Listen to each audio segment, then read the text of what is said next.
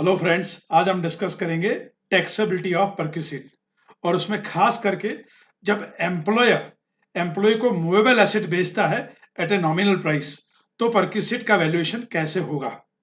आपको थोड़ा बहुत जानकारी है इसको लेकर कि पहले हम क्या करेंगे, एम्प्लॉयर के हाथ में ओरिजिनल कॉस्ट देखेंगे, फिर जितने भी कंप्लीटेड ईयर हैं उसको लेकर हम ओरिजिनल कॉस्ट में से डेप्रिसिएशन माइनस करेंगे at a prescribe percentage with a prescribe method.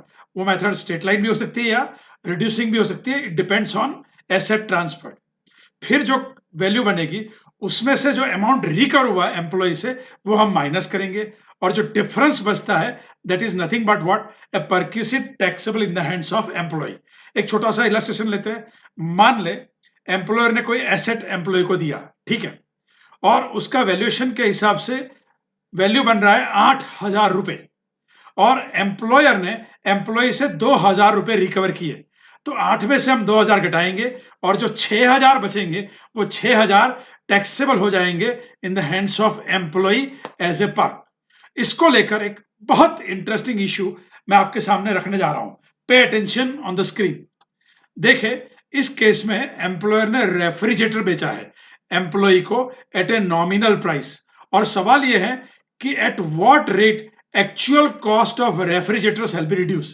आपको लगता है सर एकदम आसान सवाल है, हमें जानकारी है कि सर आंसर बनेगा 10% से माइनस होगा। एक्चुअल कॉस्ट कटाएंगे हम सर 10% स्ट्रेट लाइन मेथड से, लेकिन आप माने इतना आसान ये सवाल नहीं है, क्योंकि आप वैल्यूएशन रूल को देखें। वैल्यूएशन रूल में 3 प्रकार की एसेट बताई गई है। पहली एसेट है कंप्यूटर, दूसरी है मोटर कार, और तीसरी है एनी अदर एसेट। जहां तक कंप्यूटर का सवाल है वहां रेट बताया गया है 50% ऑफ कॉस्ट, और हमें ये रिड्यूस करना है फॉर ईच कंप्लीटेड ईयर। मान लो एम्प्लॉयर ने एसेट होल्ड किया है 2 साल और 7 महीने, तो हमें डेप्रिसिएशन रिड्यूस करना है कंप्लीटेड ईयर। तो कंप्लीटेड ईयर कितने हैं? 2 साल। तो हमें 50% पहले साल के लिए और 50% दूसरे साल के लिए माइनस करना है, फॉलोइंग रिड्यूसिंग बैलेंस मेथड। अगर ये मोटर कार है तो वहां रेट बन जाएगा 20%, और यहां भी बताया गया है फॉर कंप्लीटेड ईयर, और मेथड वही है रिड्यूसिंग बैलेंस मेथड, लेकिन वो कंप्यूटर भी नहीं है, मोटर कार भी नहीं है। और अगर वो एनी अदर एसेट है तो रेट बताया गया है 10%, और मेथड में थोड़ा फर्क है, स्ट्रेट लाइन मेथड है। क्या है? Straight line method. और आपके सामने सवाल है रेफ्रिजरेटर, और आपको जवाब जानकारी है कि सर 10% आएगा, लेकिन इतना आसान सवाल ये नहीं है। क्यों? क्योंकि अगर आप कैटेगरी ए देखेंगे तो कैटेगरी ए में इलेक्ट्रॉनिक आइटम भी लिखा है, तो सवाल यह उठेगा क्या रेफ्रिजरेटर इलेक्ट्रॉनिक आइटम में फॉल नहीं होगा? But obvious, refrigerator is electronic item, तो इसका मतलब यह हुआ कि डेप्रिसिएशन हमें रिड्यूस करना पड़ेगा 50% से, लेकिन इन रियल लाइफ हम करते हैं 10% से। तो ऐसा क्यों? तो यह मैटर आया था सीबीटी के सामने, और सीबीटी ने इसको लेकर क्लैरिफाई किया था।